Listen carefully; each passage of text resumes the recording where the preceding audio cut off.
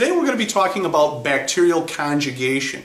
And bacterial conjugation is simply a process by which one bacteria gives another bacteria a piece of genetic information. And again, this piece of genetic information is going to allow the recipient bacteria to be able to do something that it couldn't do before. Maybe that means make a protein that would protect it against a certain antibiotic. Maybe it is make a protein or enzyme that allows it to use a nutritional source that it couldn't have used before. Maybe it's the ability to make a particular toxin.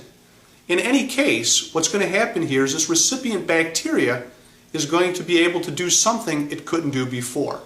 And that is going to give it a competitive advantage over its fellow bacteria and also over other bacterial species that it would be competing against. So let's go ahead and talk about bacterial conjugation. So what I'm going to do is I'm going to draw two bacteria side by side. So there's one bacteria, and here's another bacteria. We're going to draw the chromosome. Here's the chromosome of one bacteria, again double-stranded DNA, and here's the chromosome of the other bacteria, again double-stranded DNA. And this bacteria is going to have the F factor. The F factor is essentially a plasmid that contains some particular piece of information. So let's go ahead and label that. That's going to be the F factor. And again, it's essentially a plasmid that contains a piece of information. Because this bacterial cell has an F plasmid, we're going to refer to it as F positive. And because this one doesn't, we're going to call that F minus. Now, these two bacteria can locate each other through chemical mediators, and they know that one has it and one doesn't. So one bacteria is going to share this F plasmid with another bacteria.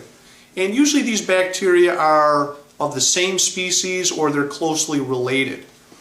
And again, by sharing this piece of information, this bacteria is ensuring that its own species or a closely related species has a competitive advantage over the others. Now, let's go ahead and draw another diagram and continue our story. So I'm going to redraw these two bacteria. Let's go ahead and draw the chromosomes here.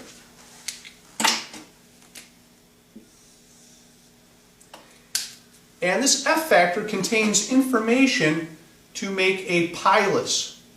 And a pilus is a tube that's going to connect the two bacteria.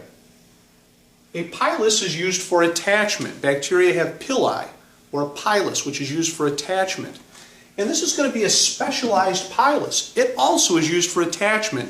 In this case, it's used to attach one bacteria to another bacteria. So I'm going to go ahead and label that.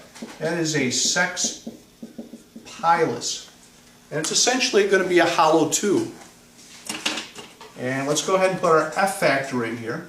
And again, this F factor is double-stranded DNA. I drew a single line, but it's double-stranded DNA.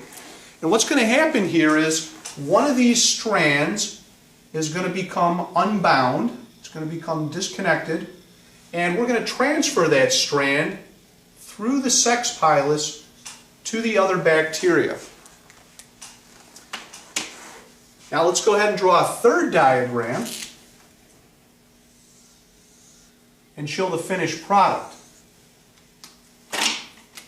Again, here's our chromosomes.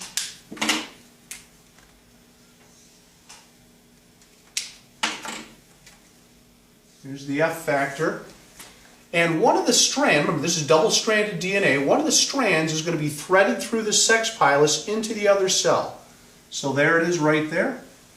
And once that strand gets into the other cell, both of these F factors are now going to reproduce. They're going to remake that second complementary strand to become double-stranded again. They're going to replicate a complementary strand so that they're double-stranded. And when it's all said and done, not only is this guy going to remain F positive, but the F negative cell now becomes F positive, and it can transfer that genetic information to another bacteria, and the process continues. And that's going to be it for bacterial conjugation.